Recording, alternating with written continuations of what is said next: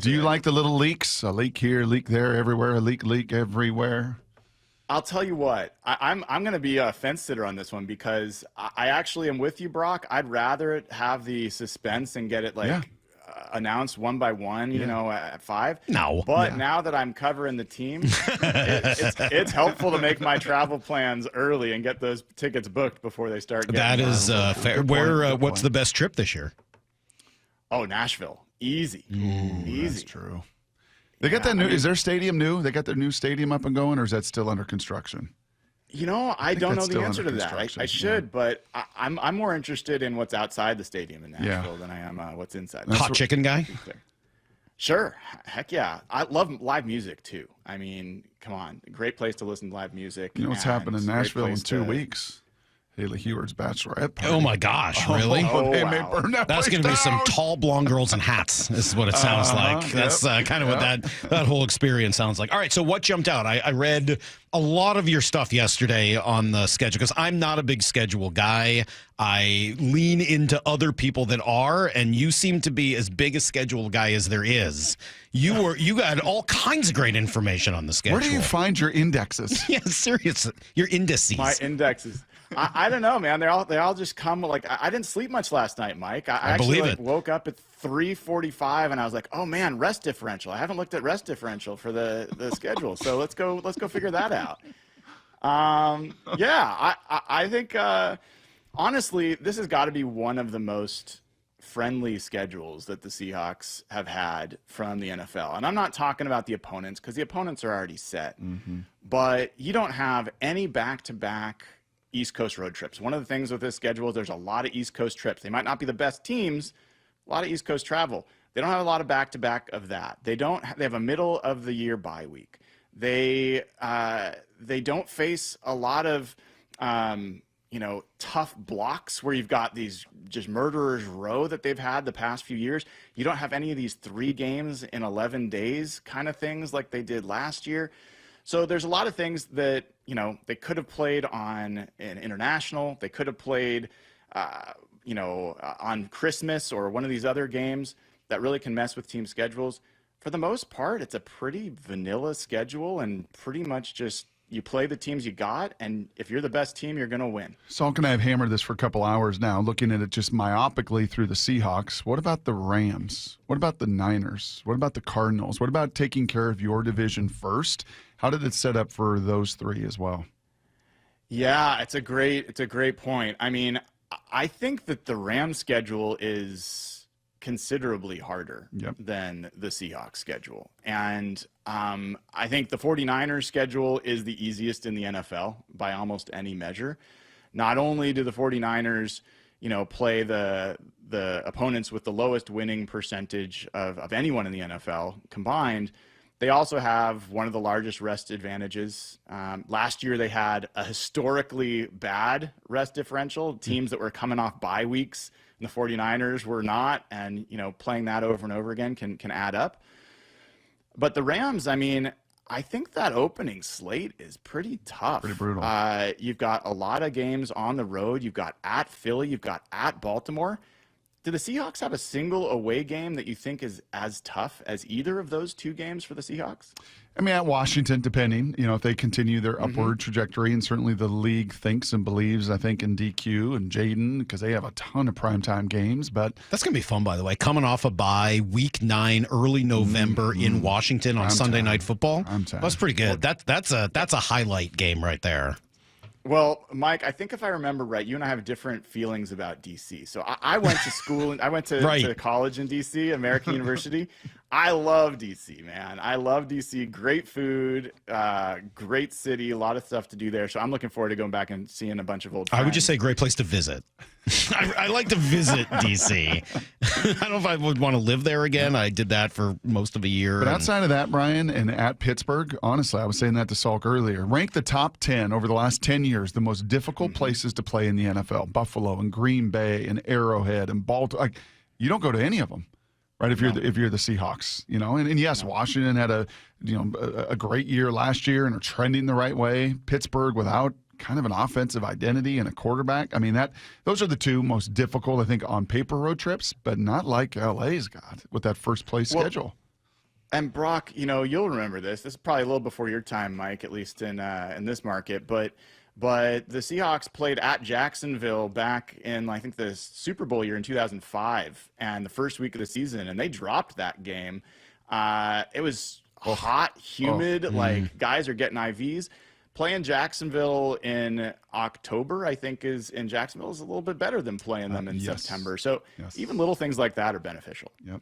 Key win. Like, as you look through the schedule, we keep seeing 8.5 as a Seahawks win total, which feels pretty low to me. Just kind of looking through the schedule, and I know you can't do wins and losses now. You don't even know who's going to be playing for half these teams by the middle of the season. But still, I mean, I definitely see 9 or 10 pretty winnable games for the Seahawks. If they get to 10-12 instead of 8-9, which games will be the key?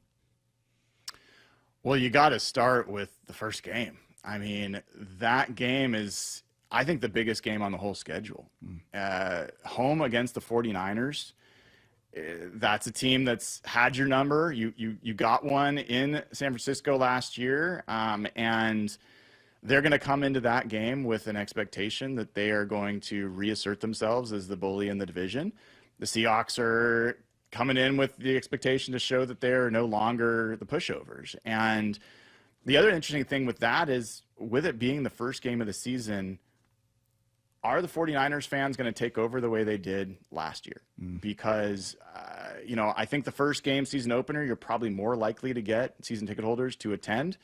But that's going to be interesting. I think that's a storyline there. If they get that win, I think it sets up their whole season. I think the first 2 weeks of the season in general are going to set up their whole season, because if they manage to get both of those wins, I think they're skiing downhill the rest of the way. Aside, Hawkblogger here with us, aside from crushing Salk on your home course, aside from studying indexes of every measurable variety with the schedule, you also, if I remember right, last year, didn't you kind of have an inkling to try to help with the resale of tickets and try not to see the stands full of the Mafia and the Cheeseheads and the Niner fans?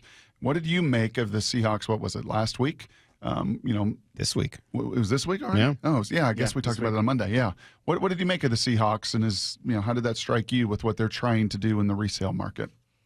I think it's exactly the right thing for them to do. It's a gesture more than I think it's going to have a massive impact on what's going to happen. When I met with dozens of season ticket holders last year, had a town hall conversation about why they were selling tickets in what situations. I did a poll with hundreds, almost thousands of season ticket holders. Did a bunch of research on this, and honestly, the basic thing is going to be, if the team wins, you're going to get more home fans. That's just the reality. But we've had ups and downs before, so what's different? I think what's different is the prices of tickets are different, and they continue to go up, and they did go up again this year. I still, and the team and I see this differently. I've had many conversations with folks in the organization about this.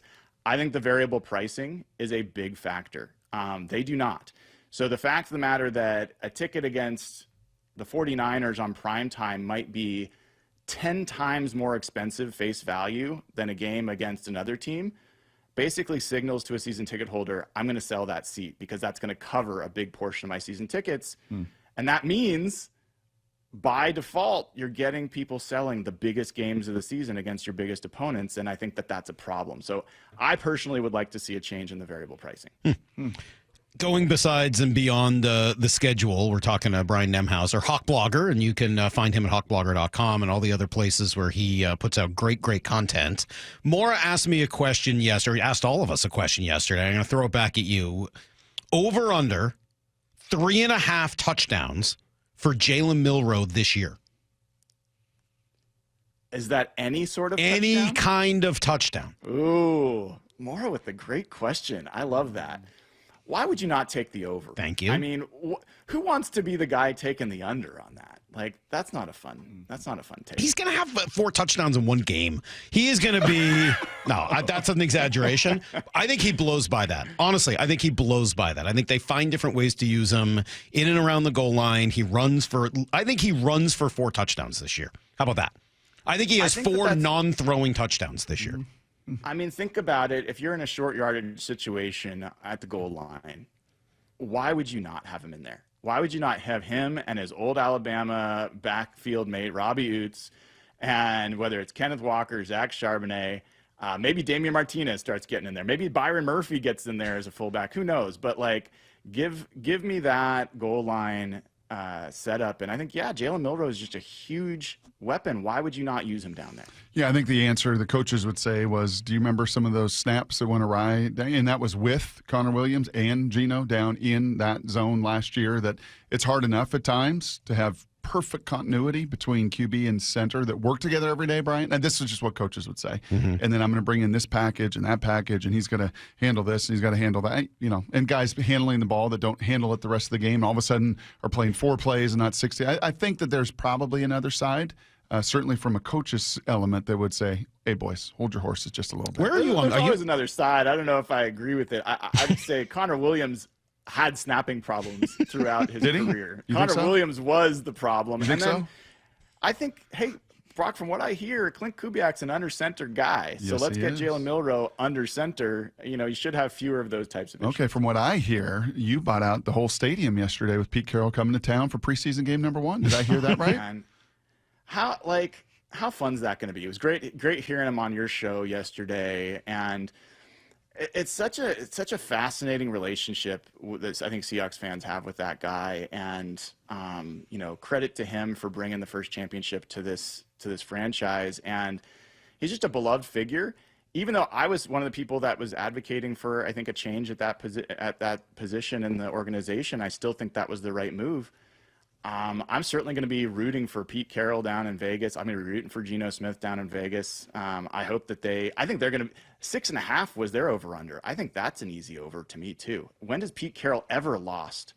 Like, when has he ever won less than 7 games? Yeah. He just doesn't do it. That's going to be hard. I'm going to have to figure out how I can root for Pete but not for Geno all at the same time. I don't know how I'm going to do that. I got to figure. I mean, they're on the same team.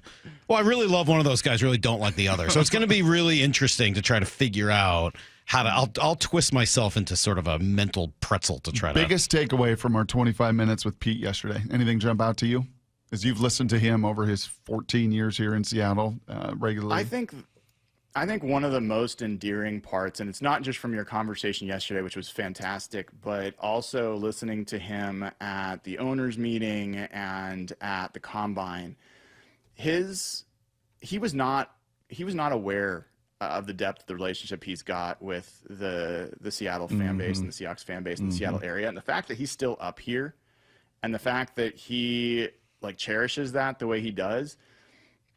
I think that's a really charming aspect of a guy that's already incredibly endearing. And, the Northwest is always kind of the perennial underdog and the forgotten part of the country. And so having someone come up here and love it the way, I think I would say, love him. I think that's probably a fair thing. Yeah, most endearing. I think that's a great story. And most beloved coach in this market's history.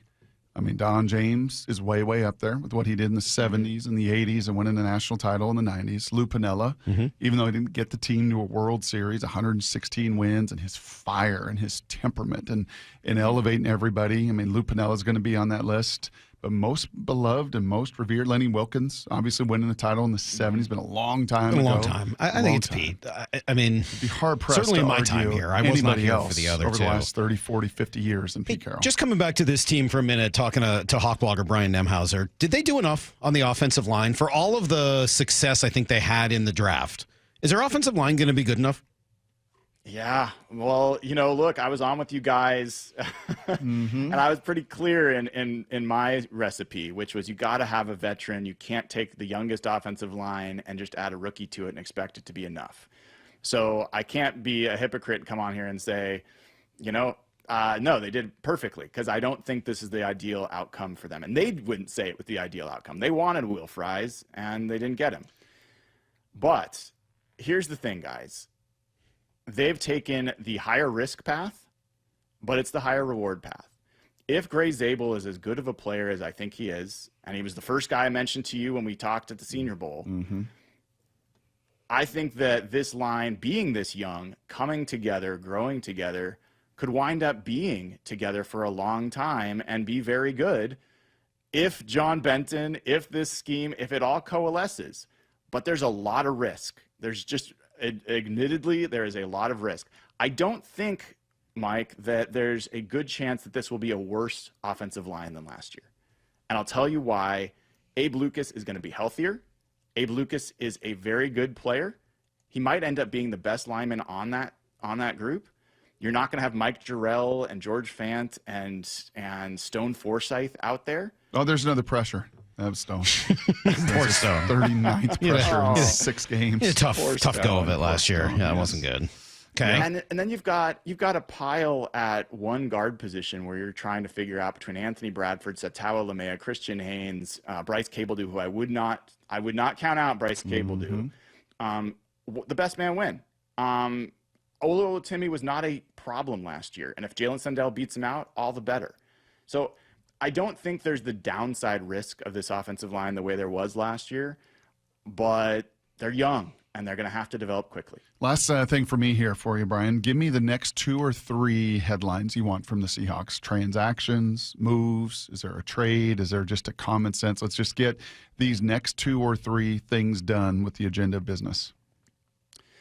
Yeah, that's a good question. I mean, I think the cornerback position's the obvious one, and they've already had Shaquille Griffin and Rasul Douglas in. I personally prefer Rasul Douglas. I like the bigger, stronger corner. I like the guy who's made more plays on the football, has more interceptions, 17 in his career versus I think 7 for Shaquille Griffin. Shaquille Griffin never was great at getting his head turned around, so I'd like to see them make that move, although Shaquille Griffin was the better corner last year. So, up to the Seahawks to determine, obviously, if that's a trend for Rasul Douglas downward. Interesting also, those guys were picked, I think, 9 picks apart in the 3rd round. Yeah. So, one after the other. Outside of that, honestly, there's not an additional, I would have liked them to add a nose tackle beyond the ones that they've got. And, Jonathan Hankins obviously is an experienced guy. I think that they could have done something in the draft. It turns out when I asked Mike McDonald and John Schneider about that, said it just didn't fall their way. But I think that's one to watch. Charles Cross contract? Do you want somebody, one of these guys? You got a lot of money, right? You got a lot of cap space, more than I think you've ever had sitting at this point in mid-May. You want to take care of your own? That's the next place. June is typically when those extensions start to come in. And honestly, Brock, that's just a matter of managing cash and cap. And they've got the cap space to do it this year. If they don't want to spend the money on the cash to do all the signing bonus this year, they can push it out. I think Kobe Bryant's on that list. I think Rick Woolen's an interesting one to watch. I think most people expect them to wait. But I think Rick Woolen is one of the most underrated parts of that Seahawks defense. And while he's got some growing to do, he's one of the most talented players. So I would not bet against him being one of the guys that they extend probably later in the year. Training camp starts end of July. You get out there for the first training camp with the entire squad out there together. Who's the first person, the first newcomer, the first rookie or new player that your eyes are going to go to? Yeah, I mean, the first guy that, I would be wanting to watch is Sam Darnold. I mean, the whole season really is going to ride on whether he can operate this offense effectively. And so seeing him in combination with those guys, that's probably first. Obviously, when pads come on, seeing Gray Zabel, seeing that whole offensive line, that's going to be really important to see. And the other guy that I just throw out there, Tony Horton. I think this guy has the potential to be a bigger part of this offense and play a bigger role than people realize. So I'm really curious to see what he looks like out there with the rest of them. Good stuff, man. Thank you nice studio too. I know, doesn't that look nice? Professionally lit. If you want the quarterback index, if you want the strength of schedule index, the rest index, all the various indices are all win-loss percentage index. They're all from Hawk Most Blogger. favorable schedule index. Nice job. Thanks, buddy. We appreciate it. We'll talk soon. Thanks for having me. Take care. All right, there you go. Brian Nemhauser. Well, we really do appreciate you guys watching our videos. And remember, you can like it, you could subscribe it, you could download the Seattle Sports app so you never miss a minute.